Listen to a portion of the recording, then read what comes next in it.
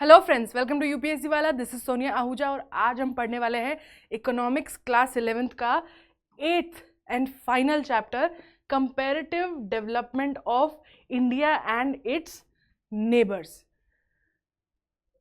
अभी तक class 11th में हमने जो भी पढ़ा है इट रिवॉल्व्ड अराउंड इंडिया, कि इंडिया का इकोनॉमी कैसे स्टार्ट हुई, ब्रिटिशर्स के टाइम में इंडियन इकोनॉमी कैसे थी, ब्रिटिशर्स के जाने के बाद हमने क्या किया, कौन सी मेन प्रॉब्लम्स थी इंडिया फेस कर रहा था, उसके लिए कौन सी पॉलिसीज़ अपनाई, उन पॉलिसीज़ का आउटकम कैसा रहा, कौन सी पॉलिसी सक्सेसफुल हुई, कौन सी फेल हुई। ये सब हम पढ़ते आ रहे हैं फर्स्ट 7 चैप्टर्स में, राइट। अब ये जो फाइनल चैप्टर है क्लास 11th का, इसमें ना थोड़ा सा हम जूम आउट कर रहे हैं। हम क्या कह रहे हैं कि हमने इंडिया के अंदर तो सब देख लिया, अब थोड़ा देखते हैं ना आसपास लोग क्या कर रहे हैं। ठीक है, तो इस चैप्टर में हम इंडिया, पाकिस्तान और चाइना की इकोनॉमिक्स को, जो उन्होंने आज तक किया है पॉलिसीज़ को, उसको कंपेयर करेंगे, ये समझने के लिए कि कितनी सक्सेसफुल रही है इंडिया का जो भी उन्होंने स्टेप्स लिए हैं अभी तक, और कहाँ, एक तरीके से समझने के लिए कि भाई हम कितने पानी में हैं। तो उसे हम कंपैरेटिव डेवलपमेंट बोलते हैं, कि इंडिया और साथ में उसके नेबर्स का। Why neighbours, why not other countries? Well, because neighbours, हमने लास्ट क्लास में बात करी थी कि भाई कंट्रीज़ जो होती है ना वो नेचुरली नहीं बनती है, पॉलिटिकली बनती है, राइट। तो हर कंट्री के पास सब कुछ सेम नहीं रहता है। किसी के पास बहुत ज़्यादा लैंड है पर लैंड बंजर है, किसी के पास बहुत सारे नेचुरल रिसोर्सेज हैं, किसी के पास बिल्कुल रिसोर्सेज नहीं है, किसी के पास एक रिसोर्स बहुत ज़्यादा है, right. Temperature, everything is different in countries. तो इसीलिए comparative economics becomes a little difficult when you talk about other countries, क्योंकि कैसे आप कंपेयर करोगे, मान लो एक कंट्री जैसे कि आइसलैंड या Greenland and India, comparing them is a bit different. एक तो नॉर्डिक कंट्री, दूसरा उनकी हिस्ट्री बिल्कुल अलग रही है, तीसरा वहाँ इस वक्त लोग और उनकी पॉलिटिकल सोशल सिचुएशन और वहाँ का एटमॉस्फेयर इंडिया से बिल्कुल अलग है। तो इन दोनों कंट्रीज़ को कंपेयर करने में ना थोड़ी डिफ़िकल्टी होती है, लेकिन इंडिया और उनके नेबर्स के बीच में ना काफ़ी सिमिलैरिटीज़ है। देख, तो तीनों की कॉलोनियल हिस्ट्री है ना, तीनों देश जो हैं एक तरीके से कल्चरली भी कहीं ना कहीं मैच खाते हैं, और हम आगे पढ़ेंगे कि तीनों ने एक तरीके से स्टार्ट किया था, सेम तरीके से अपनी इकोनॉमी को स्टार्ट किया था। क्योंकि ये तीनों में थोड़ी सिमिलैरिटी है, इसीलिए हम इन तीनों को कंपेयर कर रहे हैं। और ऑब्वियसली हमने ये भी चीज़ देखी है कि भाई जब भी बात आती है डेवलपिंग की, कि भाई कौन से देश डेवलप्ड हैं, कौन से डेवलपिंग हैं, या फिर जब भी इंटरनेशनल पॉलिटिक्स की बात आती है, तो सबसे बड़ा कंपैरिजन तो अपने ही नेबर्स से होता है, राइट। हाँ, there is a reason why we get so happy when we find out कि हम पाकिस्तान से किसी चीज़ में अच्छा कर रहे हैं या हम चाइना से किसी चीज़ में आगे हैं, राइट। तो मल्टीपल रीजन से हम कंपेयर करते हैं। तो लेट्स अंडरस्टैंड कि कंपेयर कर क्यों रहे हैं और क्या कंपेयर कर रहे हैं और उसका क्या आउटकम हुआ है। ओके, सबसे पहले up till now we have studied the development experience of India, है ना। इंडिया का डेवलपमेंट एक्सपीरियंस हमने देखा है अभी तक, क्या पॉलिसीज थी जो इंडिया ने अडॉप्ट करी, उसका क्या इम्पैक्ट हुआ डिफरेंट सेक्टर्स पे, जैसे पब्लिक सेक्टर, प्राइवेट सेक्टर, या फिर प्राइमरी, सेकेंडरी, टर्शरी सेक्टर, क्या इम्पैक्ट रहा है वो हमने अभी तक पढ़ा है।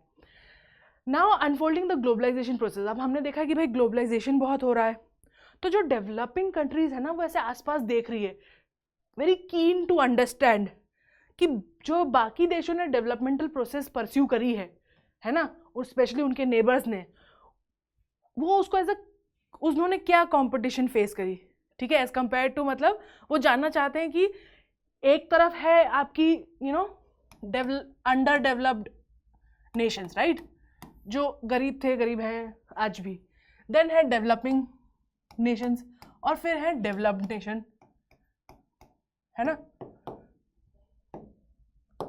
तो जितनी भी डेवलपिंग नेशन है ना, उन सब ने एक प्रोसेस स्टार्ट करी डेवलप होने की तरफ पे, सब ने अपना अपना पाथ अपनाया।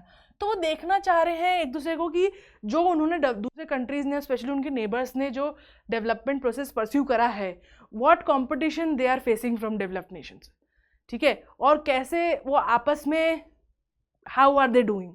सो इस चीज़ को समझने के लिए ये एक बहुत इम्पॉर्टेंट और बहुत डिस्कस्ड इशू बन गया कि हाँ भाई, मतलब दिस इज़ हाउ वी, हमारा जो इंटरनेशनल कन्वर्जेशन है, बातचीत है इंटरनेशनल लेवल पर, वो हमेशा इकोनॉमीज़ के पॉइंट ऑफ व्यू से रही है कि भाई हम compare to China, Pakistan, Bangladesh, Sri Lanka कैसा कर रहे हैं।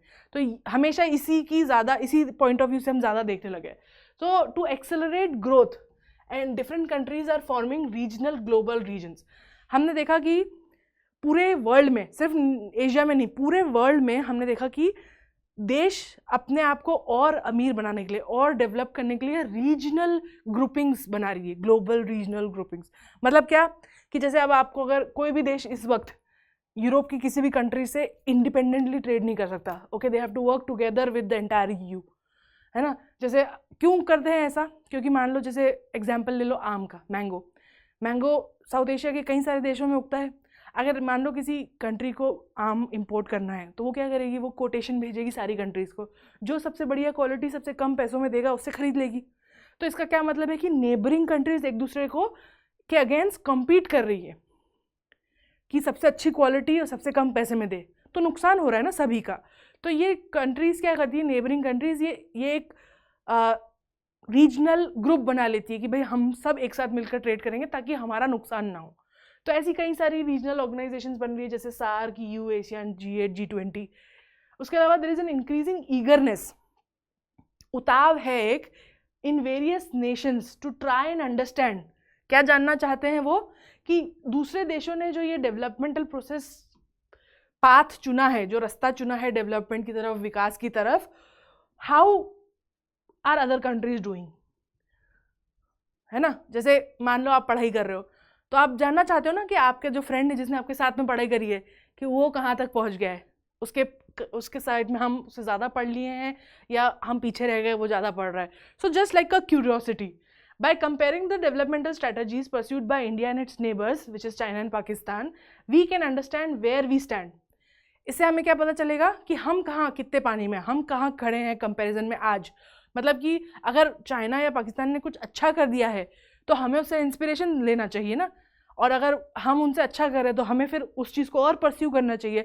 तो ऐसे कंपेरेटिव सॉर्ट ऑफ एक जानने की कोशिश, क्योंकि हम एक तरीके से सारी डेवलपिंग कंट्रीज़ ना एक ही नैया में है, क्योंकि देखो पैसे से पैसा बनता है, तो डेवलप्ड कंट्रीज़ तो ऑलरेडी रिच हैं और वो सब कुछ करेगी अपने पावर में रिच रहने के लिए, और जो युद्ध है, जो मेहनत है, वो तो डेवलपिंग कंट्रीज़ करती हैं बढ़ने के लिए। तो एक तरीके से it's both positive and negative, like वो ऐसे भी देखना चाहते हैं एक दूसरे को कि भाई ये पड़ोसी क्या अच्छा कर रहा है ताकि हम उसको अपना सके, और एक थोड़ा सा वो भी है जानना कि क्या हमने सही किया, जो हमने किया, जो स्ट्रैटेजी हमने अपनाई, क्या वो सही थी। तो दोनों पॉइंट ऑफ व्यू से हम अब इस चैप्टर में हम चाइना और पाकिस्तान की बात करेंगे। Why these two country, why not Sri Lanka, why not Bangladesh? Well, because दो चीज़ें, एक तो तीनों कंट्रीज, इंडिया, पाकिस्तान, चाइना, तीनों ने अपनी डेवलपमेंटल पाथ जो है सेम टाइम पे शुरू किया।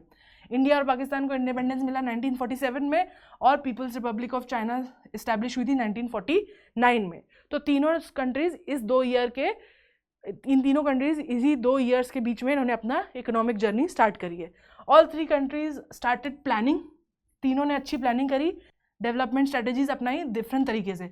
सिमिलर प्लानिंग काफ़ी सिमिलर थी, मतलब शुरू में जो 5 ईयर प्लान थे ना, ये सब सोशलिस्ट साइड से ही आ रहे थे। तो इंडिया, पाकिस्तान, चाइना तीनों ने ही ये प्लान स्टार्ट करे थे कि पहले हम ये ट्राई करेंगे, फिर ये ट्राई करेंगे, इस तरीके से प्लानिंग करी थी उन्होंने। तो कंपेयर इसलिए भी हो सकता है, one reason is this and another reason is थोड़ी सी सिमिलैरिटी भी है, हिस्टोरिकल कल्चरल एस्पेक्ट से आप देखो तो इंडिया, पाकिस्तान और चाइना में कॉलोनियल हिस्ट्री हमारी कॉमन है, ठीक है। हम तीनों कंट्रीज़ को कॉलोनाइज़र ने बहुत बुरी सिचुएशन में छोड़ा था।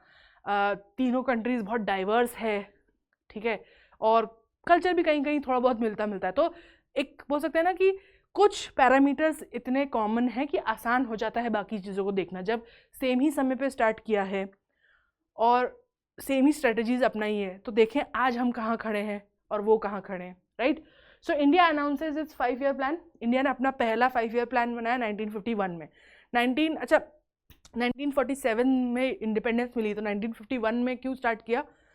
क्योंकि उसके पहले we were doing important thing, नया नया देश बना था, we wanted to make the constitution, we wanted to secure the borders, there are other things, we are just starting a new state. तो 1951 से 56 के बीच में हमारा पहला 5 ईयर प्लान था। 5 ईयर प्लान मतलब क्या, बेसिकली गवर्नमेंट डिसाइड करती थी, चेरी पिक करती थी कि देखो हमारे पास लिमिटेड पैसा है, अथा पैसा नहीं है कि हम सब जगह लगा सके, तो जितना अभी हमारे पास है उसमें हम डिसाइड करेंगे कि हम ये 4 चीज़ें बहुत इंपॉर्टेंट है, इन 10 चीज़ेज़ करनी है पर ये 4 ज़्यादा इंपॉर्टेंट है, तो हम अगले 5 सालों तक इन 4 पे फोकस करेंगे। इसे 5 ईयर प्लान बोलते थे। तो इंडिया ने अपना 1951 से 56 में लॉन्च किया। उसके 3 साल बाद 1953 में चाइना ने अपना पहला फर्स्ट ईयर प्लान स्टार्ट किया था, और 1956 में पाकिस्तान ने अपना स्टार्ट किया था। इस वक्त पाकिस्तान अपने 12th 5 ईयर प्लान पे है, ठीक है, जो कि उनका 2018 से 23 तक चल रहा है। और चाइना जो है वो अपने 14th 5 ईयर प्लान पे है, 2021 से 25 में जो चलने वाला है। और इंडिया ने 2007 तक किया, उसके बाद दे change their policies. India and Pakistan adopted similar strategies, है ना। इंडिया और पाकिस्तान में जो स्ट्रेटजीज थी वो काफ़ी सिमिलर थी। उन्होंने डिसाइड किया कि वो एक लार्ज पब्लिक सेक्टर बनाएंगे और वो पब्लिक एक्सपेंडिचर करेंगे सोशल डेवलपमेंट में। क्या बोला उन्होंने कि क्योंकि हम एक गरीब देश हैं, जस्ट स्टार्ट हो रहे हैं, तो हम पब्लिक सेक्टर को स्ट्रॉन्ग करेंगे। मतलब क्योंकि लोग अभी भी बहुत गरीब हैं और उनको बहुत सारी चीज़ों की ज़रूरत है, और अभी अभी हम एक बहुत बुरी सिचुएशन से निकले हैं, तो इसलिए हम पैसा खर्चा करेंगे लोगों की सोशल डेवलपमेंट पे, और हम कोशिश करेंगे कि हम गवर्नमेंट को स्ट्रॉन्ग बना सकें, गवर्नमेंट के थ्रू फैक्ट्रीज और एंटरप्राइजेस बना सके ताकि लोगों को बेसिक चीज़ें मिलने लगे। वहीं China was doing a little different. China में थोड़ा सा अलग हो रहा था, क्योंकि इंडिया और पाकिस्तान दोनों में पब्लिक सेक्टर पे फोकस था, पर प्राइवेट सेक्टर भी एग्जिस्ट करता था। China on the other hand went completely public, so everything was government owned. उसके बारे में हम बात करेंगे आगे जब हम चाइना के बारे में डीप डिटेल में बात करेंगे। पर what we need to understand right now is कि इंडिया और पाकिस्तान के बीच की में जो पॉलिसीज़ थी वो ज़्यादा सेम थी as compare to India and China और पाकिस्तान एंड चाइना। 1980 तक इन तीनों कंट्रीज़ में सेम ग्रोथ रेट रहा, per capita income almost same रही। तो हम देख रहे हैं कि तीनों ने साथ में स्टार्ट किया, तीनों ने लगभग सिमिलर पॉलिसीज़ अप्लाई, और 1980 तक तीनों कंट्रीज़ के अंदर बराबर ही डेवलपमेंट देखा गया, ग्रोथ देखी गई, और उनका पर कैपिटा इनकम भी बराबर था। फिर क्या हुआ, इकोनॉमिक रिफॉर्म्स आए 1980 के बाद। इंडिया, चाइना, पाकिस्तान तीनों के पास ऐसी सिचुएशन आई जिसके कारण उन्हें अपनी कंट्री की इकोनॉमी को रिफॉर्म करना पड़ा। इंडिया में क्या इशू आया था, हमारा वो 1980s जो था, उस पीरियड में हमारी इकोनॉमी काफ़ी स्लो हो गई थी, और उसके बाद लास्ट में 1980s के एंड तक हमारा रिजर्व ख़त्म हो गया था, फॉरेन रिजर्व। फिर we had to take a loan from IMF, right, and then because हमने IMF से लोन लिया था, उन्होंने हमें कुछ रूल्स दिए थे, एंड उस रूल्स में के कारण हमें अपनी इकोनॉमी को चेंज करना पड़ा था। तो सेम सिचुएशन पाकिस्तान और चाइना के साथ भी हुई थी कि उन्हें भी अपनी इकोनॉमी को चेंज करना पड़ा, पॉलिसीज को, फॉर वट एवर रीजन, ठीक है, वो हम पढ़ेंगे आगे। To understand these reforms let's first compare the economy. अब ये जो रिफॉर्म्स हैं इनको समझने के लिए हम इंडिपेंडेंटली हर एक इकोनॉमी के बारे में बात करेंगे। तो ऑब्वियसली सबसे पहले विल स्टार्ट विद इंडिया। अभी तक इस क्लास 11 में चैप्टर 1 से लेक्चर चैप्टर 7 तक हमने जो भी पढ़ा है वो सब we are going to use here, मतलब इन द सेंस यहाँ हम इतने डेप्थ में उसको नहीं पढ़ेंगे, but basically it's like a recap of whatever we have studied अभी तक। तो इंडिया ने क्या किया, पहले उनकी क्लोज ट्रेड था, है ना। शुरू में हमने पढ़ा था कि जब इंडिया इंडिपेंडेंट हुआ था, नई नई इकोनॉमी, तो इंडिया ने क्या बोला था कि हम अपने आप को हम अंदर देखेंगे, हमें मतलब ही नहीं कि पूरे वर्ल्ड में क्या हो रहा है, हमें अपनी इकोनॉमी को बहुत नन्ही सी है, उसको हमको प्रोटेक्ट करना है, तो हम फॉरेन ट्रेड, इंपोर्ट, एक्सपोर्ट सब बंद कर देंगे, हम अंदर ध्यान देंगे, अपनी इकोनॉमी को पालने पे ध्यान देंगे। फिर क्या हुआ, there was a critical challenge, ठीक है, व्हाट वाज इट, हमारा रिजर्व खत्म हो गया, उसके कारण हमको एक नई पॉलिसी बनानी पड़ी, जिसके कारण हमें ओपन ट्रेड को सपोर्ट करना पड़ा, अपनी इकोनॉमी को खोलना पड़ा। This new reform of economics of India has been introduce and accelerates the economic growth. फिर हमने क्या नोटिस किया ओवर द पीरियड की जो हमारी जब क्लोज्ड इकोनॉमी थी तो हमारी ग्रोथ थोड़ी स्लो थी, पर जैसे ही हमने अपनी इकोनॉमी को खोला तो हमारी ग्रोथ जो है उसका स्पीड, डेवलपमेंट की स्पीड बढ़ गई। ये चीज़ हमने नोटिस करी। I am not going into depth because हमने ऑलरेडी लास्ट फ्यू क्लासेस में इस बारे में पढ़ा है, जस्ट अ रीकैप। फिर उसके बाद गवर्नमेंट ने क्या करने की कोशिश करी, सबसे मेन क्या एलिमेंट्स थे, गरीबी पे ध्यान दिया, बिकॉज सीवियर पॉवर्टी थी, तो पॉवर्टी एलिवेशन के लिए प्रोग्राम्स बनाए इंडिया ने। क्या किया, पॉवर्टी कम करनी थी भाई इंडिया में, this help in increasing per capita income, ठीक है। गरीबी कम करने के साथ साथ पर कैपिटा इनकम भी बढ़ रही थी लोगों। ऑब्वियसली कैसे गरीबी कम करोगे, लोगों को एम्प्लॉयमेंट देके, उनको बेसिक नीड्स प्रोवाइड करके, उनको स्किल करके, राइट। तो उससे क्या हुआ, हमने देखा कि गरीबी एलिवेशन करने के चक्कर में हमें पर कैपिटा इनकम भी हमारी इंक्रीज हुई, न्यूट्रिशन के लेवल भी इंक्रीज हुए, और there was an subsequent fall in the percentage of absolute poor. Absolute poor हमें पता होता अगर हमने पॉवर्टी वाला चैप्टर पढ़ा होता, बट अभी मैं बेसिक्स में समझा देती हूँ। अगर कोई इंसान है जिसके पास बिल्कुल पैसे नहीं है बेसिक खाना खरीदने के लिए, अपने छत लेने के, कपड़े के लिए बिल्कुल पैसा नहीं है, ही कुछ भी नहीं है, they are completely out of, they are dependent on कोई और उनको दे दे तो वो खा लेंगे, दिस इज एब्सोल्यूट पुअर, ठीक है, एब्सोल्यूट, एकदम गरीब। और रिलेटिव पॉवर्टी क्या होती है? रिलेटिव पॉवर्टी मतलब होती है कि एक इंसान है, वो काम तो कर रहा है, पैसे तो कमा रहा है कि, और उन पैसों से अपने लिए चीज़ें खरीद सकता है, लेकिन उसके आसपास की जो इकोनॉमी है वो बहुत आगे बढ़ चुकी है, ठीक है, वो बहुत अमीर हो चुकी है, लेकिन वो उससे कंपैरिजन में बहुत गरीब हो गया है, ठीक है। कि भाई मैं एकदम एब्सोल्यूट गरीब नहीं हूँ कि भाई मेरे पास खाने के लिए नहीं है, मेरे पास 1 रुपया भी नहीं है, ऐसा नहीं है, लेकिन मैं ऐसा काम करता हूँ जिसमें बिल्कुल इनकम इतनी कम है कि मैं बस बेयरली मैनेज कर पा रहा हूँ, और मेरे आसपास की जो कंट्री है वो देखो इतनी डेवलप हो गई, लोग, इतना बड़ा मार्केट हो गया, इतनी बिल्डिंगें बन रही, लेकिन वो इंसान बहुत गरीब है। So that's relative poverty. तो हमने क्या देखा, इंडिया ने जब पॉवर्टी, गरीबी हटाने की कोशिश करी, तो उन्होंने देखा कि पर कैपिटा इनकम इंक्रीज हुआ। न्यूट्रिशन के लिए, न्यूट्रिशन लेवल मतलब क्या, माल नरिशमेंट, लोगों को देखो खाना सिर्फ ग्रेन्स नॉट इनफ है ना, सिर्फ ग्रेन्स नहीं खा सकते, कंप्लीट मील होती है। तो न्यूट्रिशन की अगर हम बात कर रहे हैं तो कि भाई कितने बच्चे कमज़ोर हैं, कितने बड़े मतलब लोगों के अंदर मिनरल्स की, विटामिन की कमी है, उसकी बात करें, न्यूट्रिशन, ठीक है, फुल पोटेंशियल शरीर की उनकी नहीं है। तो उन्होंने देखा कि न्यूट्रिशन लेवल जो गरीबों का है उसमें भी डिफरेंस आया, और एब्सोल्यूट पुअर का परसेंटेज कम हुआ, कि पूरे पॉपुलेशन में कितने परसेंटेज लोग एब्सोल्यूट पुअर थे, उसका परसेंटेज हमने देखा कि कम हुआ। उसके बाद नेक्स्ट क्या, रूरल डेवलपमेंट। एक चीज़ हमने नोटिस करी कि भाई हमारे यहाँ ना स्पोरेडिक डेवलपमेंट हो रहा था। स्पोरेडिक मतलब कि कहीं हो रहा था, कहीं नहीं हो रहा था। तो कहाँ ज़्यादातर हो रहा था, अर्बन एरियाज़ में हो रहा था, ठीक है। तो अर्बन एरियाज़ भयंकर डेवलप हो रहे, लेकिन रूरल एरिया वहीं पीछे छूट गए। तो फिर गवर्नमेंट ने क्या डिसाइड किया कि नहीं नहीं ऐसे तो नहीं चलेगा। So they put a lot of strategies and lot of policies they made specially for rural development.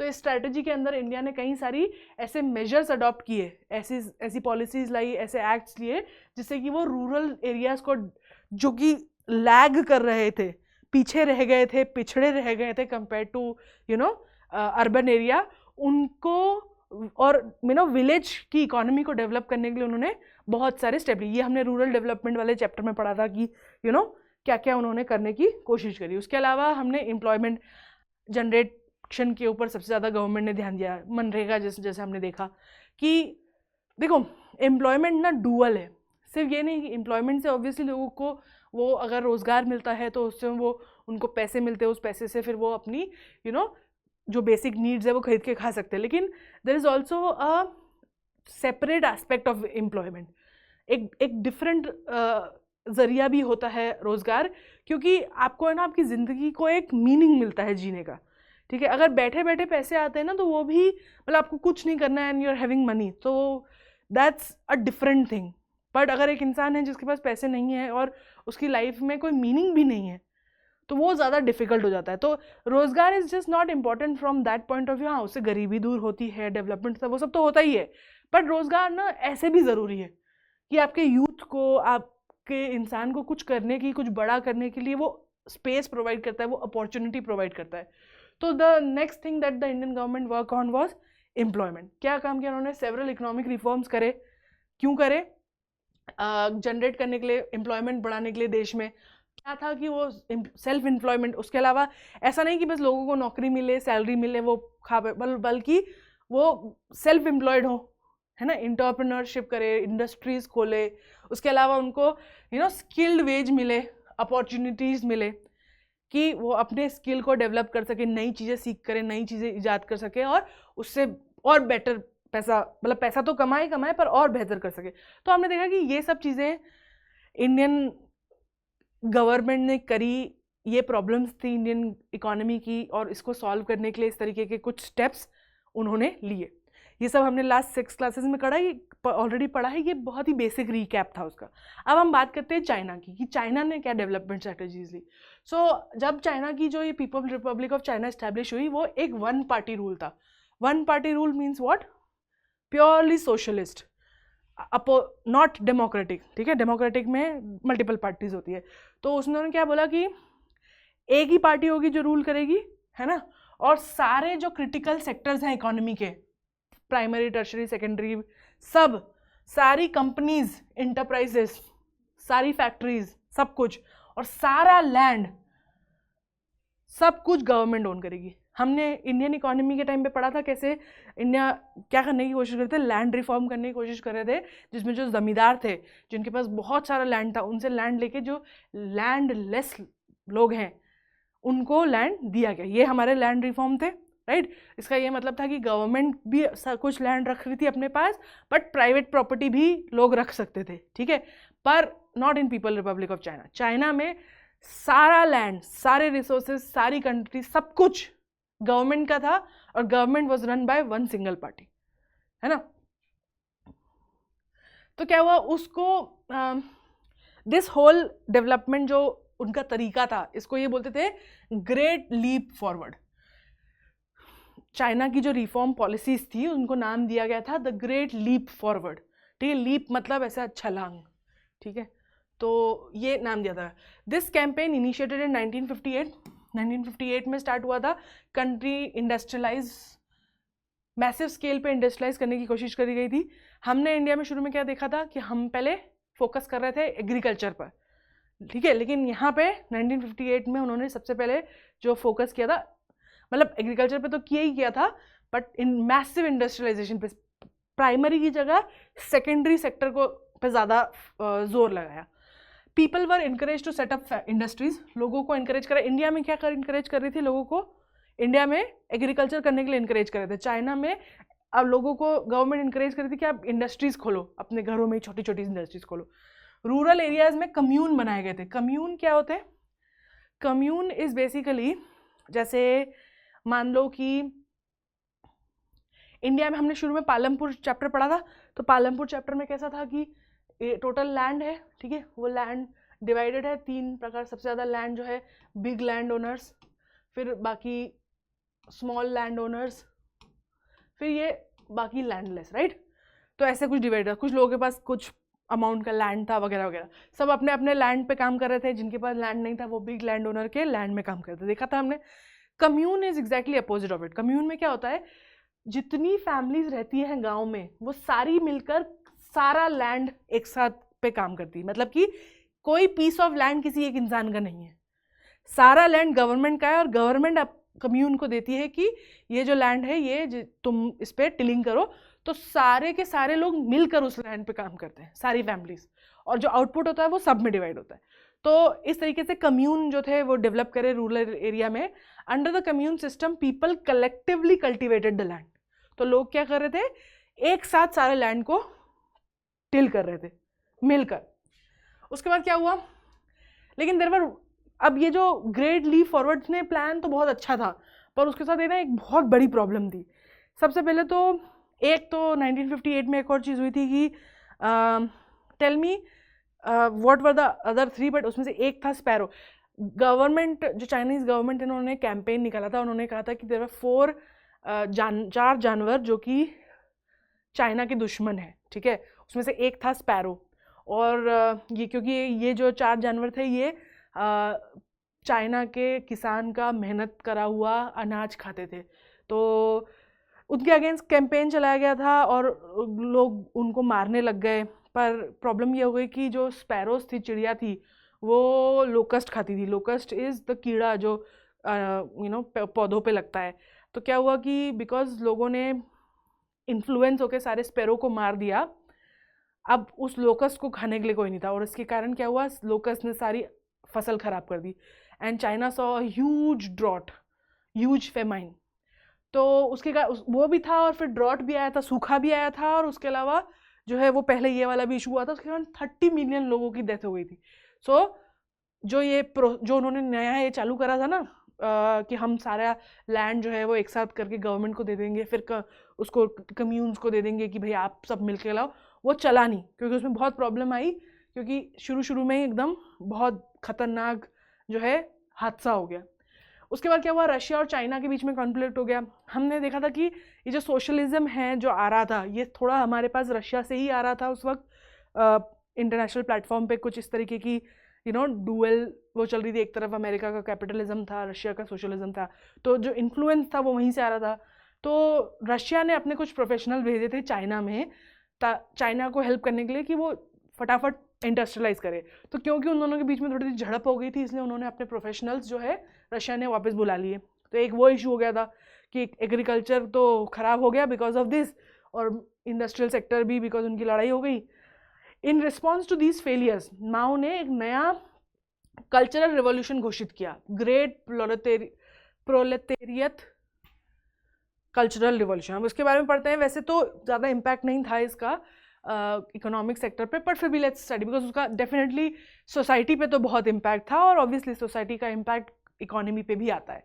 तो इस रिवॉल्यूशन में जो स्टूडेंट्स और प्रोफेशनल्स थे, उनको उन्होंने काम करने के लिए और सीखने के लिए गाँव में, कंट्री साइड में भेज दिया, ठीक है, क्योंकि उन्होंने कहा कि भाई हमने देख लिया, क्योंकि चाइना रशिया के साथ झड़प हो गई, तो उन्होंने बोला कि ये देखो, ये वी आर गोइंग टू, हम अब खुद करेंगे, अपने आप से करेंगे, हमें किसी की मदद नहीं चाहिए, हमें नहीं मतलब कि वेस्ट कैसे कर रहा है या दूसरे लोग कैसे कर रहे हैं, हम खुद ही की वैल्यूज़ के ऊपर काम करेंगे। उन्होंने यूजुअली अब प्रोफेशनल्स को कहाँ भेजे जाते हैं, जब भी अगर हमें कोई नई डेवलप करना होता है तो क्या करते हैं, अगर हमें कोई नया टेक्नोलॉजी चाहिए तो हम क्या करते हैं, अपने स्टूडेंट्स को अमेरिका भेजते हैं, यूरोप भेजते हैं कि वहाँ जो टेक्नोलॉजी बन रही है जाओ उसमें काम करो और टेक्नोलॉजी देख के आओ, राइट, स्पॉन्सर करके। चाइना ने अपने प्रोफेशनल्स को गांव में भेजा, गांव वालों से सीख आओ काम कैसे किया जाता है, ठीक है, तो लुकिंग इनवर्ड एक तरीके से।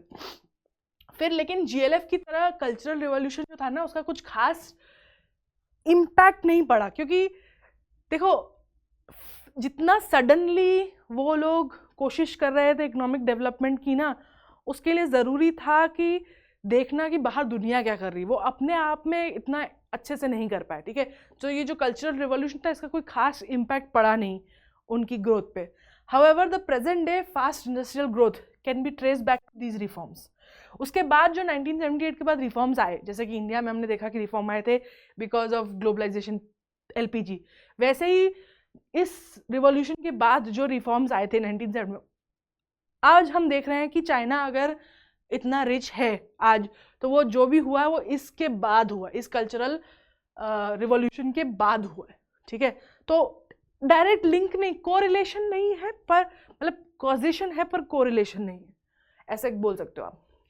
तो अब 1978 में फिर जो रिफॉर्म हुआ उसके बारे में पढ़ते हैं, क्या बोला उन्होंने, China began to introduce many reforms phases. उसमें से the first set was initiated at, तो जैसे इंडिया ने first 5 year plan, second 5 year plan करा था, वैसे ही 1978 के जो रिफॉर्म्स थे वो 2 स्टेजेस में थे। सबसे पहला जो था उसमें रिफॉर्म करा उन्होंने एग्रीकल्चर, फॉरेन ट्रेड और इन्वेस्टमेंट में, ठीक है। हमने क्या किया था अपना फर्स्ट, पहले हमने एग्रीकल्चर पे ध्यान दिया था, फिर हमने एग्रीकल्चर से गवर्नमेंट ने मैन्युफैक्चरिंग को खुद अपनी तरफ से पुश किया था। लेकिन चाइना ने 1978 में देखा कि देखो बाबा ऐसे तो नहीं चलेगा, है ना, जो हम कर रहे हैं वो तो बिल्कुल नहीं चल रहा है। तो व्हाट दे डिड इज, उनका पहला रिफॉर्म था कि हमको एग्रीकल्चर पे काम करना है, खेती पे काम करना है, क्योंकि सेल्फ सफिशिएंट होना है। हमने ऑलरेडी इतना बड़ा गंदा फेमाइन देख लिया है। उसके अलावा आप देख लिया कि अंदर से तो कुछ नहीं हो रहा, प्रोफेशनल्स को भेज के देख लिया हमने गाँव में, कुछ खास हो नहीं रहा है। तो फॉरेन ट्रेड और इन्वेस्टमेंट पे ध्यान दिया कि कैसे हम इंटरनेशनल मार्केट का इस्तेमाल कर सकते हैं और FDI फॉरेन इन्वेस्टमेंट कैसे लाया जा सकता है। In agriculture land were divided into smaller plots. पहले क्या था, कम्यून सिस्टम था, याद है कि सारे लोगों को लैंड दे दिया, एक साथ करो। अब उन्होंने क्या किया, they divided into small plots which were allocated. तो पहले पूरे गांव को दे देते थे लैंड कि तुम सब साथ में मिलके काम करो, लेकिन फिर उन्होंने उसको बोला कि नहीं नहीं बाबा ये तो नहीं चल रहा है, this is not going well. So उन्होंने फिर क्या करा, लीज करना चालू करा इंडिविजुअल हाउस होल्ड को, कि एक पर्टिकुलर फैमिली को ये हिस्सा दिया लैंड का, दूसरे को ये दिया, तीसरे को दिया, और उनको बोला कि आप अपने अपने लैंड पे काम करो, ये है लैंड गवर्नमेंट का ही पर मैं आपको दे रहा हूँ काम करने के लिए, इस तरीके से, ठीक है। और उनको बोला था कि आप सारी इनकम रख सकते हो जो खेती से हो रही है, बस टैक्सेस दे दो, ठीक है। In later phase reforms were initiated in industrial sector. जो सेकेंड, तो फर्स्ट स्टेज जो था वो इन्वेस्टमेंट और फॉरेन ट्रेड और एग्रीकल्चर पे किया था, जो सेकेंड था वो इंडस्ट्रियल सेक्टर पे किया था। जितनी भी इंटरप्राइजेस थी जो कि पहले जो कम्यून सिस्टम था ना, तो जैसे एग्रीकल्चर भी कम्यून सिस्टम पे था, तो इंडस्ट्रीज भी वैसे ही चल रही थी, है ना, लोकल ग्रुप्स चला रहे थे। पर उन्होंने क्या किया, उन्होंने they were which were owned by and operated by local collectives in particular were allowed to produce good. Sorry, पहले उन्होंने क्या किया था कि जितनी भी बड़ी बड़ी फैक्ट्रीज थी, हमने क्या देखा था, चाइना ने लैंड, सारी फैक्ट्रीज और सब कुछ अपना वो कर देता कि हम पार्टी कंट्रोल करेगी, ठीक है, सारा लैंड पार्टी का था, सारी इंडस्ट्रीज पार्टी की थी, ठीक है, गवर्नमेंट की थी। फिर उन्होंने एक जो नया यहाँ पे चेंज लाया वो ये था कि उन्होंने उन कलेक्टिव्स को, लोकल कलेक्टिव्स को, मतलब लोकल ग्रुप ऑफ पीपल को बोला कि ठीक है, आप भी अपने लिए कुछ प्रोड्यूस करना चाहो, कोई इंडस्ट्री डालना चाहो तो डाल सकते हो। तो एक ये बड़ा चेंज आया फ्रॉम 9 बिफोर। अब इस स्टेज पे जो एंटरप्राइजेस थी उन्हें स्टेट ओन एंटरप्राइजेस कहा जाता था, जिसको इंडिया में हम पब्लिक सेक्टर एंटरप्राइजेस बोलते हैं। और उनको उन्होंने ना कंपटीशन फेस करवाया। किसके किसके बीच में कॉम्पीट करवाया? जो स्टेट ओन्ड है और जो पब्लिक ओन्ड है, उनको आपस में कम्पीट करवाया, ठीक है। और ये कैसे करते थे? ये डुअल प्राइसिंग करते थे। आपने इंडिया में देखा था कि इंडियन गवर्नमेंट क्या करती थी, प्राइस फिक्स कर देती थी, सीलिंग, कि भाई आप इससे महंगा नहीं बेच सकते या क्या। और यूजुअली शुरू में तो वो क्वांटिटी भी फिक्स करती थी इंडियन गवर्नमेंट कि आप इतना ही प्रोड्यूस कर सकते हो, यही प्रोड्यूस कर सकते हो, राइट। चाइना में क्या होता था, वो कहते थे कि देखो इतना एक अमाउंट फिक्स कर रहा हूँ और एक प्राइस फिक्स कर रहा हूँ, ठीक है। आप अपनी इंडस्ट्री में इस अमाउंट पे पहले इतना प्रोडक्ट बेचोगे पब्लिक को, ठीक है, फिक्स प्राइस और गवर्नमेंट को, और उसके बाद जो बचेगा, सॉरी, गवर्नमेंट को बेचोगे, और जो उसके बाद बचेगा वो आप मार्केट में बेच दो, फिर वो कितने भी प्राइस पे बेचो। मतलब क्या वो कह रहे थे कि अगर आप मान लो 100 यूनिट किसी चीज़ की बना रहे हो, तो गवर्नमेंट क्या बोलेगी, पहले तो उसमें से हमको एक्स प्राइस पे 80 यूनिट हमें बेच दो, 80 के बाद जितनी बन रही है उसको वाई प्राइस पे मार्केट में बेच दो, ठीक है। तो वो हो गया सरप्लस, उसमें आपका प्रॉफिट निकालो जितना निकालना है, पर गवर्नमेंट को एक फिक्स अमाउंट आप दे दो। तो इस तरीके का कुछ उन्होंने सिस्टम बिठाया था। Over the years as production increase, अब शुरू में उन्होंने, क्योंकि एक दूसरे, ये जो कंपनीज थी private own commune owned and government own, उनको compete कराया।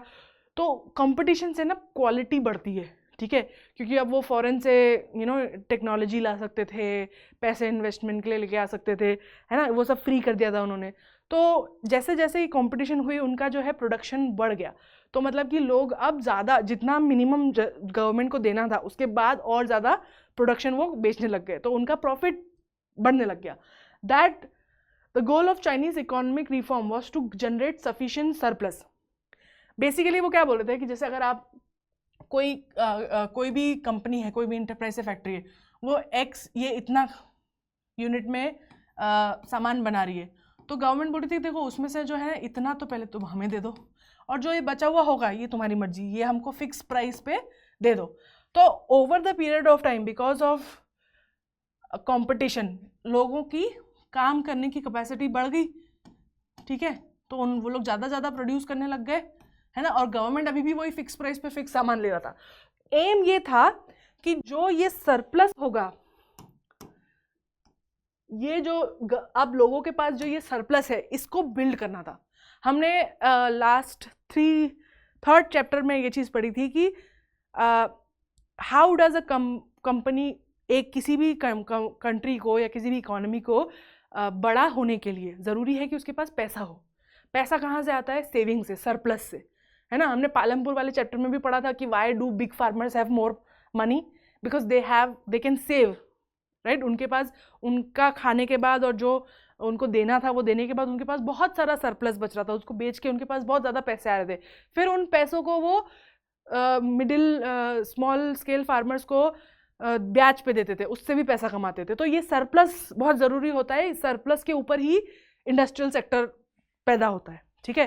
तो why the government, why they did it, because they wanted people to have this surplus कमाई, ठीक है, जिससे कि वो, है ना, अपना क्या बोलते हैं, मॉडर्नाइजेशन को फाइनेंस कर सके। जो वो गवर्नमेंट करना चाहती थी मेनलैंड चाइना को में मेनलैंड चाइना में इंडस्ट्रियल ग्रोथ चाहती थी, और उस इंडस्ट्रियल ग्रोथ के लिए पैसा चाहिए था। तो वो चाहती थी कि जो ये ग्रुप्स हैं, कम्यून्स हैं, ये मिलकर इस पैसे को, मतलब उनको पुश करना चाहती थी कि तुम और अच्छा करो, अपने आप को और compete करो, बढ़िया करो, और सरप्लस अमाउंट बनाओ और ये पैसा जमा करो, ताकि वी कैन हैव मॉडर्नाइजेशन, ताकि हम अपने आप को मॉडर्न कर सके और अपनी इकोनॉमी को और बड़ा कर सके।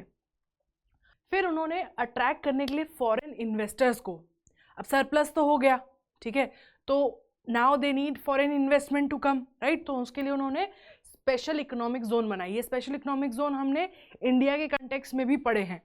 क्या होते हैं स्पेशल इकोनॉमिक जोन? जब कोई ऐसा एरिया होता है जो अंडर डेवलप्ड होता है, तो कंट्रीज़ उसको कई बार स्पेशल इकोनॉमिक जोन घोषित कर देती है, ताकि वहाँ पर फॉरेन से कंपनीज आएँ और वहाँ पे अपनी फैक्ट्री डालें, इन्वेस्ट करें। तो उससे क्या होता है कि वो अगर बैकवर्ड एरिया है तो वो डेवलप होता है, एम्प्लॉयमेंट जनरेट करता है, वहाँ पे पैसा आता है। और मेनलैंड चाइना जो है ना, mainland China is not very populated और it's also not very develop, तो उसके लिए दे वॉन्टेड टू डेवलप, तो उसको उन्होंने वहाँ पे स्पेशल इकोनॉमिक जोन बना दिया।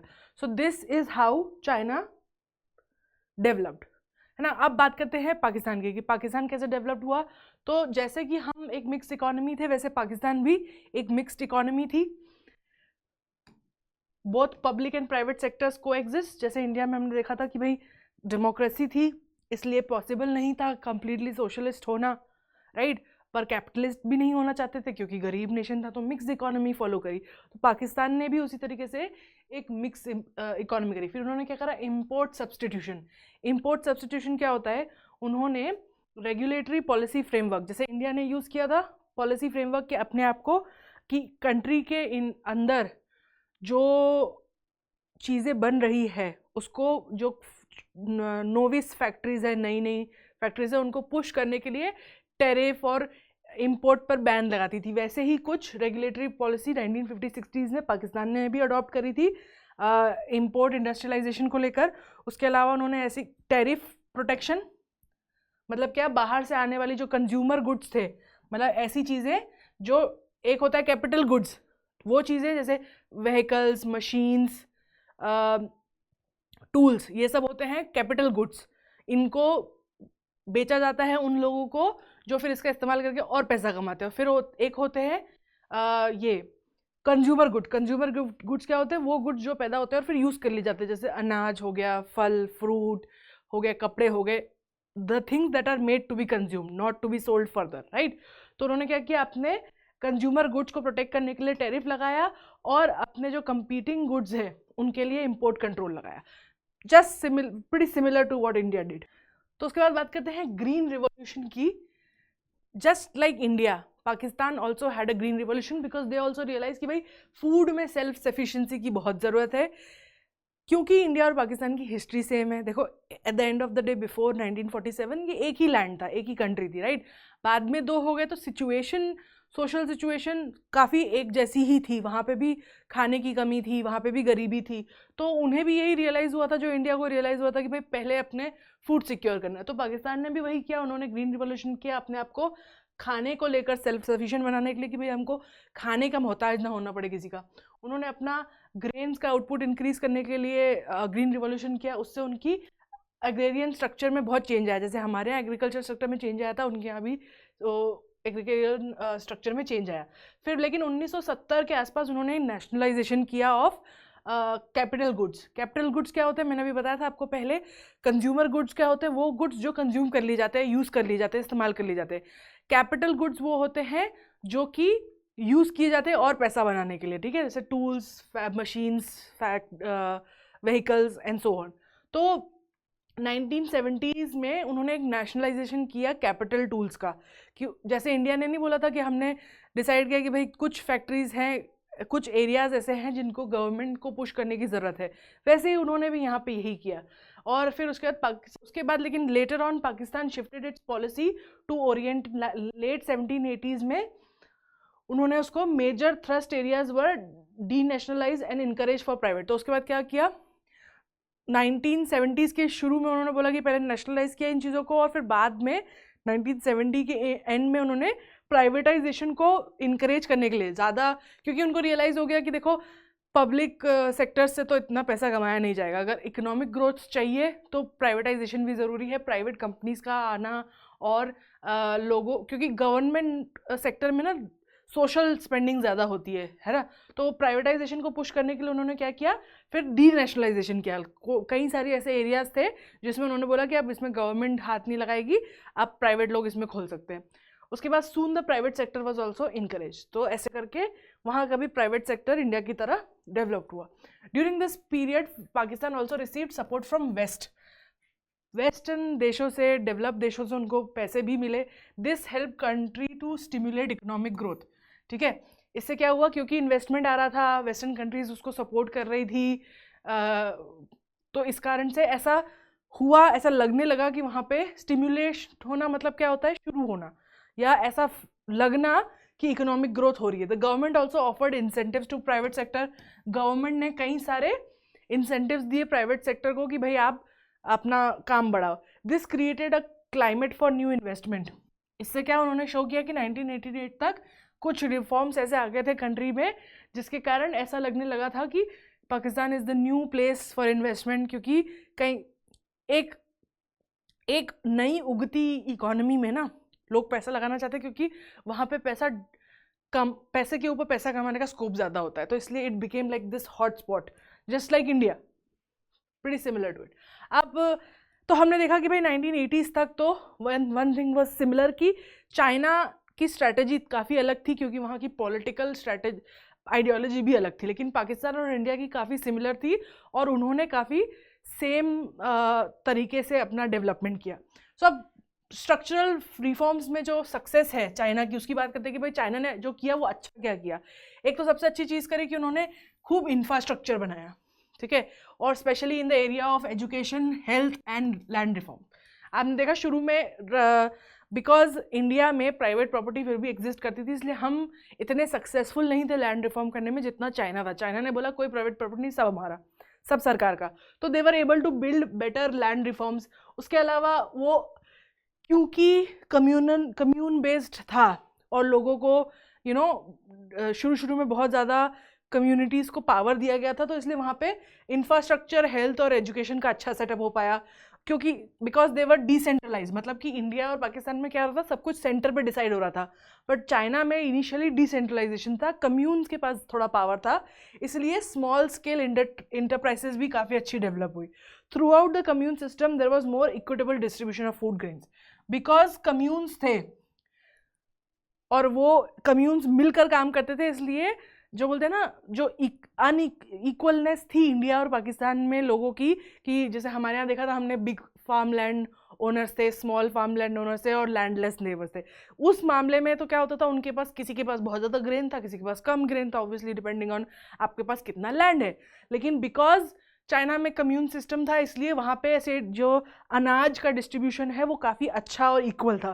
There was extension of basic health care services, जितनी हेल्थ केयर सर्विसेज, चिकित्सालय या जो बोलते हैं ना क्लिनिक्स वगैरह, जितना हमारे यहाँ अर्बन में हुआ था पर रूरल में उतना क्या बोलते हैं आज भी नहीं है।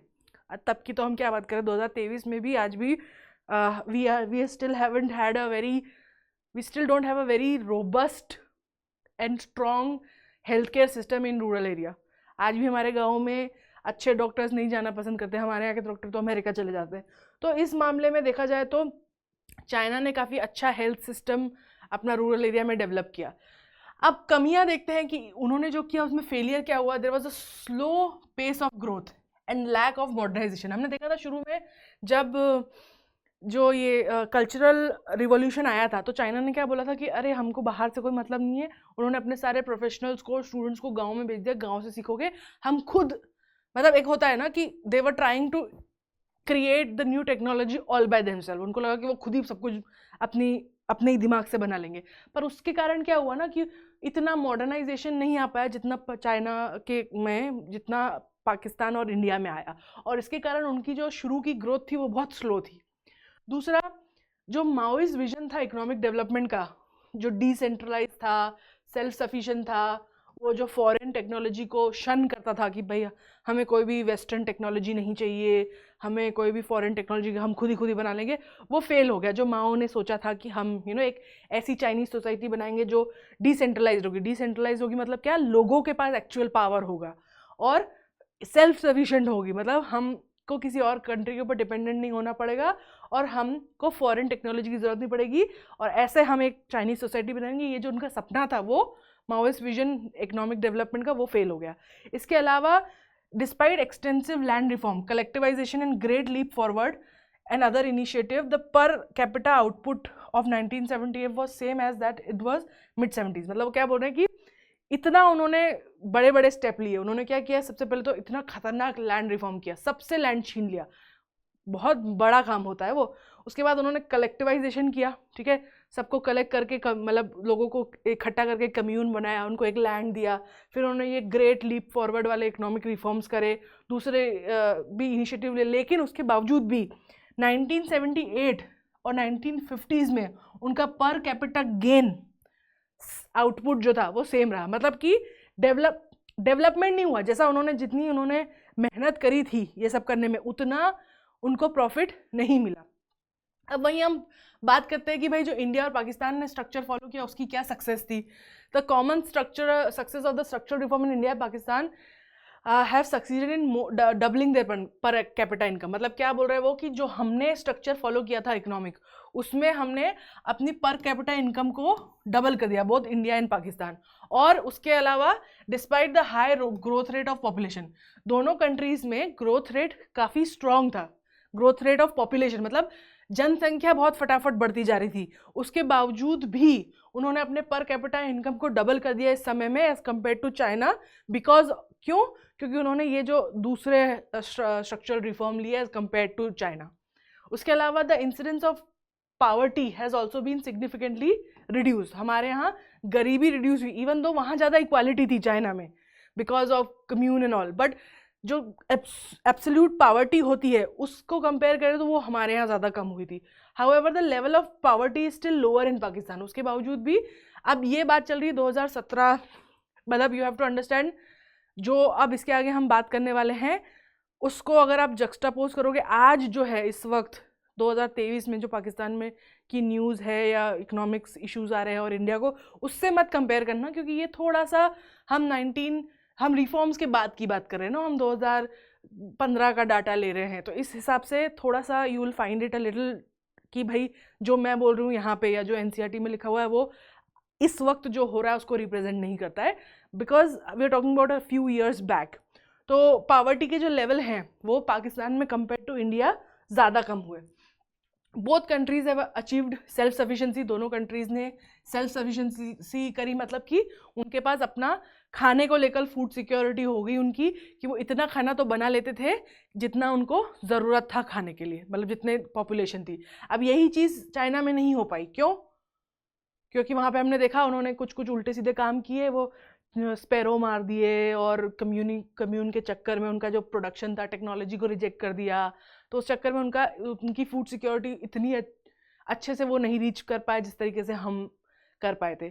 Both countries succeeded in developing their services in sector, दोनों कंट्रीज़ ने अपनी इकोनॉमी को खोले बिना अपना इंडस्ट्री और सर्विस सेक्टर को खुद से अंदर से बिल्ड करा था एक अच्छे रेट पे। The use of modern technology, क्योंकि वो कम्प्लीटली क्लोज्ड ऑफ नहीं थे, मॉडर्न टेक्नोलॉजी का इस्तेमाल करा दोनों कंट्रीज़ ने काफ़ी अच्छे से।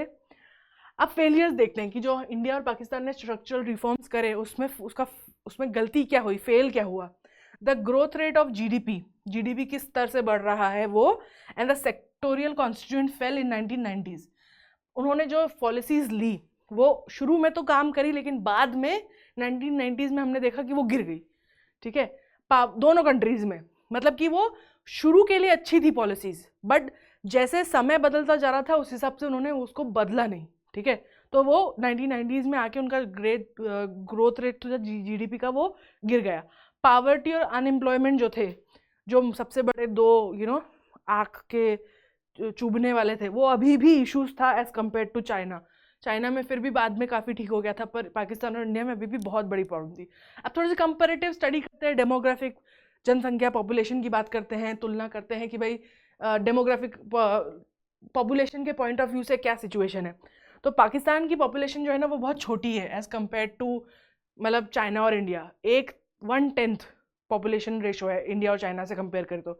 दो China is larger nation, they occupy largest area among the 3 nation. तो सबसे ज़्यादा चाइना जो है सबसे ज़्यादा जोग्राफिकली उसके पास ज़्यादा लैंड है compare to both India and Pakistan.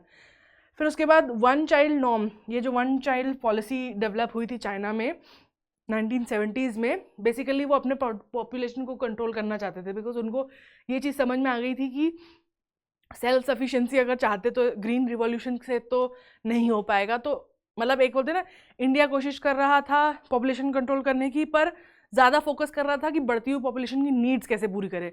China ने बोला हम पॉपुलेशन ही ख़त्म कर देंगे प्रॉब्लम। हमने बोला कि 2 लोगों के एक ही बच्चा होगा, दूसरे बच्चा होगा तो उसको गवर्नमेंट से कोई हेल्प नहीं मिलेगी। तो ये जो वन चाइल्ड पॉलिसी थी, ऑब्वियसली जो सोशल क्या बोलते हैं फीमेल चाइल्ड को लेकर जो सोशल बैकवर्डनेस है वो तो चाइना, इंडिया, पाकिस्तान तीनों में कॉमन थी ना। लड़कियों को नहीं चाहते थे वो कि उनकी लड़कियां हो, सबको चाहिए लड़का ना, घर का चिराग।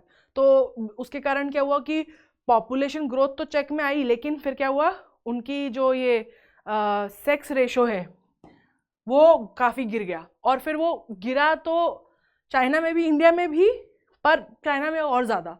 But you will see later on recover भी ज़्यादा जल्दी हुआ था। Although the sex ratio biased against female is in all countries in recent time. अब हम प्रेजेंट की बात कर रहे हैं। बेसिकली वन चाइल्ड पॉलिसी के कारण चाइना में ज़्यादा मेल फीमेल का इतना नहीं था compare to like south east Asia, but one child policy के चक्कर में थोड़ा बहुत तो प्रिजुडाइज था ही। तो वन चाइल्ड पॉलिसी के चक्कर में सबको मेल चाइल्ड चाहिए था, तो वो फीमेल चाइल्ड को अबॉर्ट करा देते थे या मार देते थे, और इस कारण से उनका सेक्स रेशो गिर गया। लेकिन रीसेंट टाइम्स में उन्होंने फिर अपने सेक्स रेशो को इम्प्रूव करने के लिए वेरियस मेजर्स अडॉप्ट किए हैं। After few decades there will be more elderly people. एक प्रॉब्लम जो इन तीनों कंट्रीज़ के साथ ये है कि ये तीनों कंट्रीज़ में यंग पॉपुलेशन थी, ठीक है, जब ये रिफॉर्म्स की हम बात करें 1950s से लेकर 2000s तक, ठीक है। बट लेकिन अब तब तक यंग पॉपुलेशन ज़्यादा थी। मतलब अगर टोटल पॉपुलेशन 100 लोग हैं तो 100 में से मतलब 60 लोग यंग थे, ठीक है, कमाने वाली उसमें थे। लेकिन अब आने वाले समय में ये तीनों कंट्रीज़ की पॉपुलेशन डिक्लाइन होने वाली है इस तरीके से कि ज़्यादातर लोग will be on the other side, they will be older people. क्यों फ़र्क पड़ता है इससे? Because the more old people get, जितने ज़्यादा लोग ओल्ड होते जाते हैं पॉपुलेशन के, उतने ज़्यादा वो यंग लोगों पे डिपेंडेंट होते हैं, ठीक है। क्योंकि हमने देखा था एक पॉपुलेशन में अगर 100 लोग हैं उसमें से अगर 60 लोग कमा रहे हैं और 40 लोग हैं उसमें से मान लो कि 20 ऐसे हैं जो या तो बहुत बूढ़े हैं या बहुत बच्चे हैं तो नहीं कमा सकते, बाकी 20 लोग जो हैं वो किसी कारण से अनएम्प्लॉयड है, व्हाटएवर रीजन से। तो इन 40 लोगों का भी सारा जो बोलते हैं खर्चा, क्योंकि जी तो वो भी रहें, खा तो वो भी रहें, उसका सारा खर्चा ना वो यही 60 लोग उठाते हैं। पर क्या होता है कि अब जब पॉपुलेशन एज हो जाएगी तो मतलब क्या होगा कि ये लोग और 50 हो जाएंगे और यहाँ जो ओल्ड लोग हैं वो 30 हो जाएंगे, फिर यहाँ 40 हो जाएंगे, यहाँ 50 हो जाएंगे, सॉरी 40 हो जाएंगे, कि number of young people is declining, number of old people is increasing, and that means कि more pressure on these people to earn. तो उसके कारण एल्डरली पॉपुलेशन ज़्यादा होगी to young people due to the one child norm, specially in China और India में भी।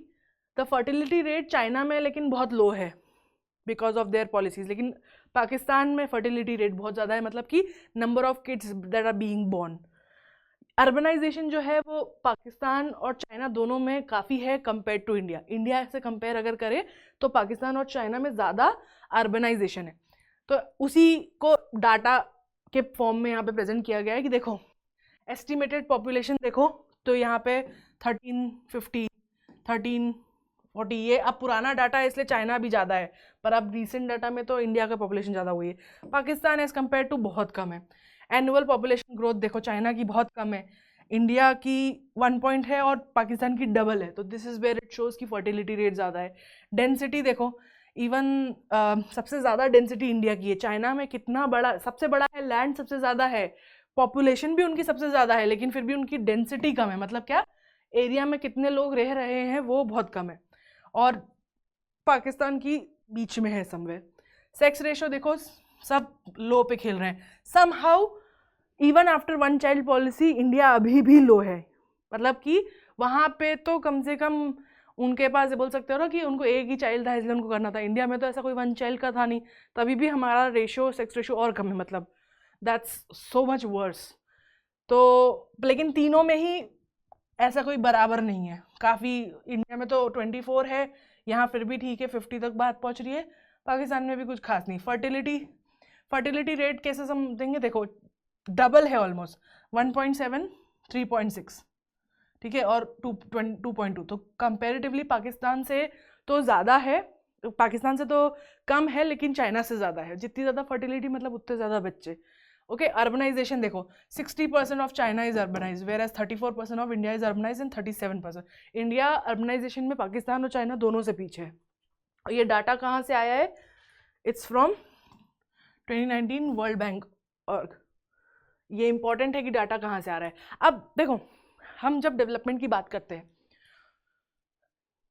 जब भी आप जैसे डेवलपमेंट छोड़ो, अगर आप किसी इंसान की बात कर रहे हो, ठीक है, तो आपको मे बी अगर आप उस इंसान से नहीं मिले हो तो आप उसको जज कर सकते हो कि वो कितना कमाता है उसके बेसिस पे, राइट, कि उसके पास कितने पैसे हैं, कितनी लग्जरी कार्स है, घर है या नहीं, काम क्या करता है, सो ऑन।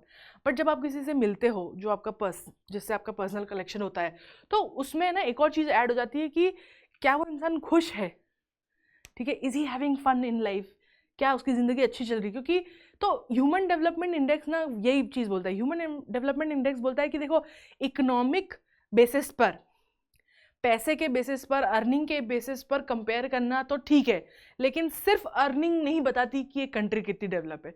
क्योंकि अगेन हो सकता है कि आपकी कंट्री में कोई, जैसे एक एग्जांपल देती हूँ, ये एक कंट्री है टुवलू करके, ठीक है, और जब इंटरनेट बना था ना तो सारे कंट्रीज़ को एक .com करके, मतलब .gov करके मिला था। जैसे इंडिया को .in मिला था, यूएस को .us मिला था, तो वैसे टुवलू को मिला था .tv। तो टुवलू की जितनी इकोनॉमी है वो बेसिकली .tv के एक्सटेंशन बेच के कमा रहे हैं।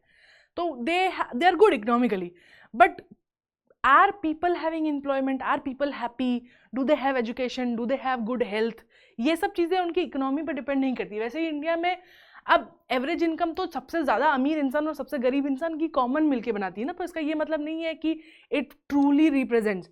एक सबसे अमीर आदमी 100 रुपये कमा रहा है, एक गरीब आदमी 2 रुपये कमा रहा है, तो एवरेज जो आएगा वो तो 50 के आसपास आएगा, राइट। बट इसका ये मतलब थोड़ा ना कि हर इंसान 50 कमा रहा है, ठीक है, ये 2 रुपये कमाने वाला इंसान तो बहुत ही गरीब हो गया। तो इसी तरीके से ह्यूमन डेवलपमेंट इंडेक्स क्या बोलता है कि जीडीपी और पर कैपिटा के अलावा दूसरे एस्पेक्ट्स भी इंपॉर्टेंट होते हैं ये जांच करने में कि एक कंट्री ठीक से, एक कंट्री का विकास अच्छे से हुआ है या नहीं हुआ है, एक कंट्री को हम डेवलप मान सकते हैं या नहीं मान सकते। तो उसमें क्या आते हैं, पर कैपिटा इनकम और जीडीपी तो है ही, पर उसके अलावा ये तो क्वांटिटेटिव हो गए ना, क्वांटिटेटिव एस्पेक्ट्स हो गए जिनको आप नंबर्स में बात कर सकते हो, ठीक है, नंबर्स में गिन सकते हो। लेकिन कुछ चीज़ें आती होती है जो क्वालिटी होती है, तो जैसे कितने आपके यहाँ हेल्थ कितनी अच्छी है लोगों की, उनको एजुकेशन कितना है, ये सब चीज़ें भी जब आप इंक्लूड करते हो तब आपको एक बेहतर पिक्चर मिलती है कि कंट्री कितनी डेवलप्ड है।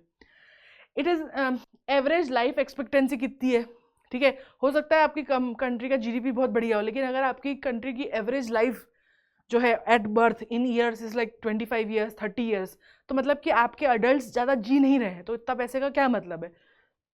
उसके अलावा एजुकेशन इंडेक्स होता है, कितनी पढ़ाई करने को मिल रही है।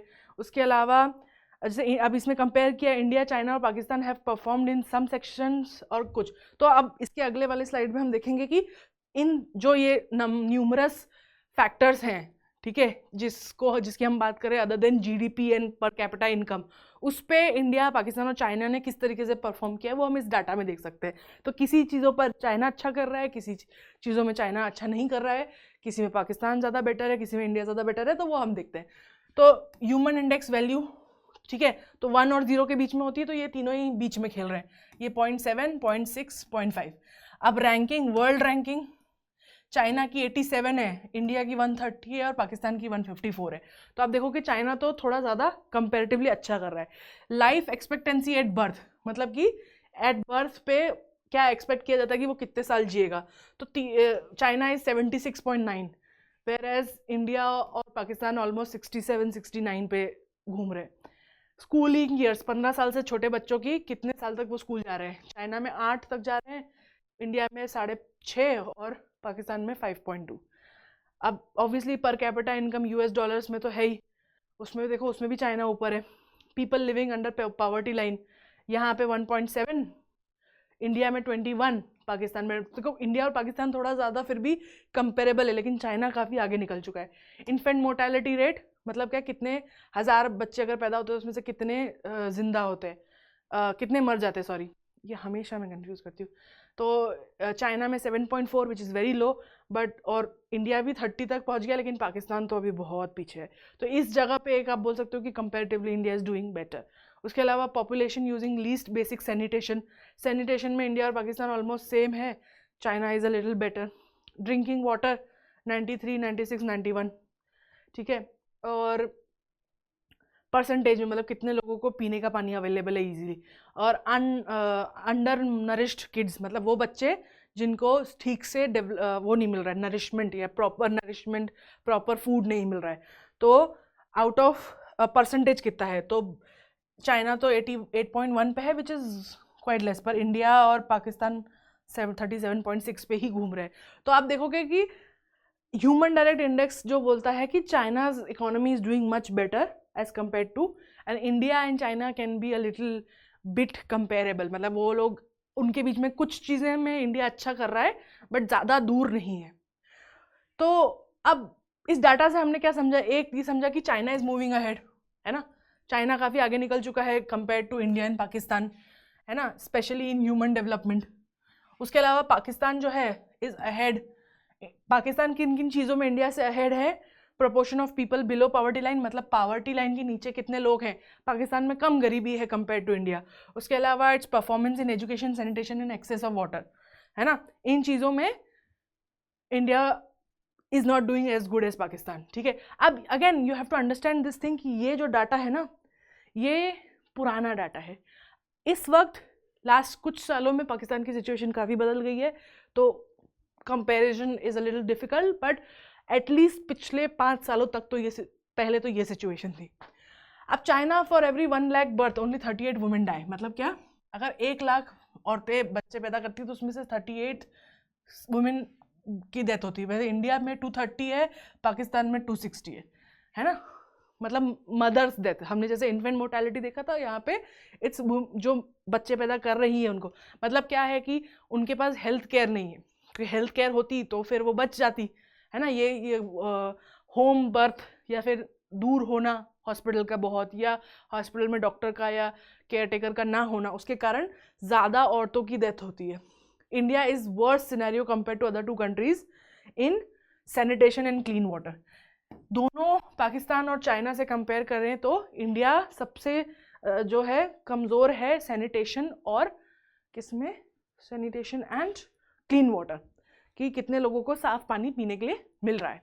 तो इससे हमने basically again I would like to say you कि अगर आप इस कंटेक्स्ट को, इस डाटा को आज के पॉइंट ऑफ व्यू में देखेंगे, इस वक्त today is what October 2023, things might have change but this data is little like 2017 के आसपास, तो 5-6 साल पीछे जाओ, and what it shows is कि इवन दो चाइना की शुरुआत अच्छी नहीं थी कंपेयर टू इंडिया, काफ़ी फेलियर देखे उन्होंने शुरू में, उसकी सोशलिस्ट इकोनॉमी की उनकी आइडियोलॉजी के कारण बहुत दिक्कत आई, और इस वक्त भी हम देख सकते हैं कि पॉलिटिकली चाइना इज़ ऑल्सो मतलब doing well would be difficult to say, they have become very aggressive, बहुत सारे इश्यूज़ हैं पॉलिटिकली तो, लेकिन जो हम देख रहे हैं एक चीज़ की, बिकॉज गवर्नमेंट का ज़्यादा कंट्रोल है इस कारण, और क्योंकि वो गवर्नमेंट बहुत ज़्यादा प्रॉफिट मोटिवेटेड है, and because they were able to control their population, China has developed a lot more in last few years. क्योंकि 1980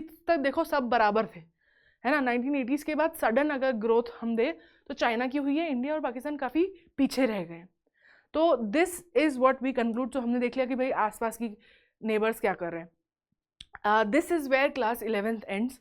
नेक्स्ट क्लास में we will solve some PYQs जो क्लास 11 से आते हैं, और फिर हम क्लास 12 स्टार्ट करेंगे, और आपके मनी और करेंसी को लेकर जितने डाउट्स हैं, जो कि बहुत सारे मैंने देखे कमेंट्स की नहीं समझ में आ रहा है बच्चों को कि पैसा कैसे काम करता है, those will be cleared as we start class 12th, क्योंकि class 12th is all about that. So I hope this lecture was exciting and interesting for you. If you have any questions related to whatever has been taught, please write it in the comments. Happy learning. Have a nice day, bye.